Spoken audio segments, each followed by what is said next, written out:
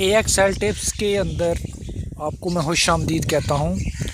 آج کا جو ہمارا موضوع ہے وہ ہے سیکس ٹائمنگ۔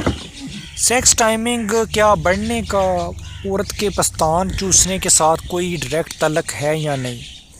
تو ناظرین، میں آپ کو یہ بات بتاتا چلوں کہ جب آپ عورت کے پستان چوستے ہیں تو آپ کی جو سیکس ٹائمنگ ہے وہ بڑھ جاتی ہے، اور اس کا جو ایک بہت بڑا فائدہ ہوتا ہے، عورت جلدی ریلیز ہو جاتی ہے۔ اس کے 10 نہیں، اس کے کئی فائدے ہیں۔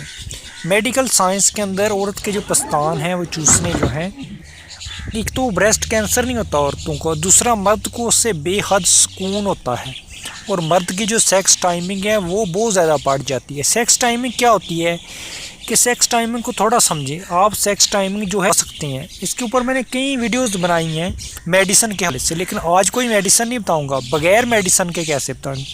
جب آپ عورت چوستے ہیں تو آپ کا جو مائنڈ ہے وہ اس سائڈ کے اوپر ہوتا ہے، نہ کہ آپ کا یہ مائنڈ ہوتا ہے کہ آپ نے فوری طور کے اوپر ریلیز ہو جانا ہے، ٹھیک ہے؟ پھر آپ کی جو سیکس ٹائمنگ ہے وہ آٹومیٹکلی بڑھ جاتی ہے، ٹھیک ہے؟ اس کے علاوہ اس کے کئی فائدے ہیں، عورت اور مرد کو دونوں کو میوچل، ٹھیک ہے، میوچل جو بینیفٹس ہیں وہ حاصل ہوتے ہیں۔